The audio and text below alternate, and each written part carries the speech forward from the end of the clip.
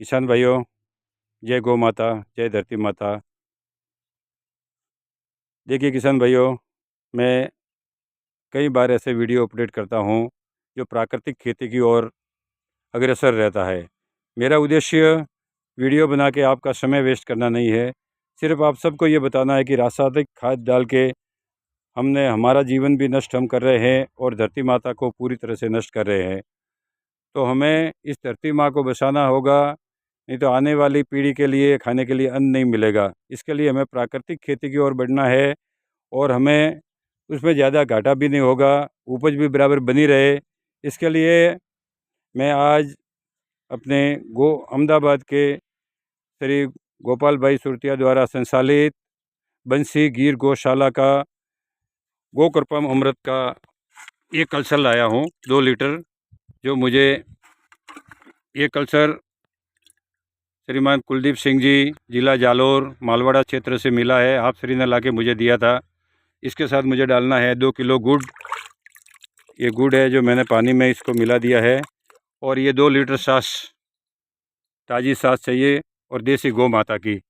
ये गौ कृषि क्रांति का एक उद्देश्य है कि गौ माता को भी बचा सके, धरती माता को बचा सके और साथ ही साथ हमारा जीवन सफल रहे, धरती माता उपजाऊ हो। इसके लिए ये कार्य कर रहे हैं। हम रासायनिक खाद डाल डाल के जो खेती कर रहे हैं उसका भविष्य नहीं है। किसान भाइयों, हमें अभी संभलना होगा।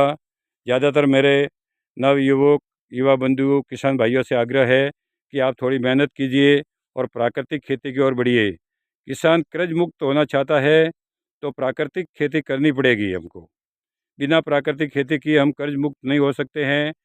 हमको बुवाई से लेके, अनाज की बुवाई से लेके, किसी भी धान की बुवाई से लेके कटिंग करने तक, दुकान में बाज़ार में जाके खरीद के कुछ भी नहीं देना है, धान को कुछ भी नहीं लगाना है। हम प्राकृतिक रूप से अपने हाथों से सब तैयार कर सकते हैं। बस थोड़ी सी मेहनत करनी है तो धरती माँ उपजाऊ हो जाएगी। उसके बाद तो ये खर्चा ही बढ़ हमारा सब बच जाएगा। जो हम कमाएंगे, जो हमारी धान में उपज होगी, सब हमारे पास रहेगा। मेहनत के सिवाय कुछ खर्चा नहीं होगा।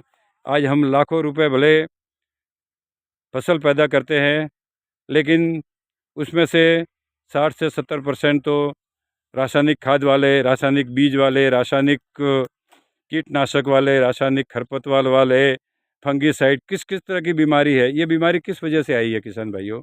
ये सब इस रासायनिक की वजह से ही आई है। पहले धरती माँ में इतनी बीमारी नहीं थी, क्योंकि धरती माँ में वो ताकत थी, वो हिम्मत थी कि हर फसल वो शानदार तरफ से देती थी हमको। लेकिन रासायनिक डाल डाल के धरती माँ को हमने कमज़ोर कर दिया है। तो अभी फिर बढ़िए किसान भाइयों, बढ़िए प्राकृतिक खेती की ओर।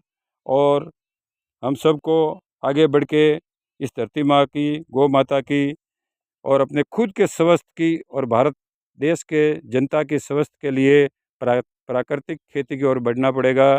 कुछ कदम बढ़ाइए, 2-2 कदम सब चलेंगे तो आने वाली पीढ़ी का भविष्य सुधर जाएगा, वरना बहुत मुश्किल है। जय जवान, जय किसान, जय गौ माता, जय धरती माता।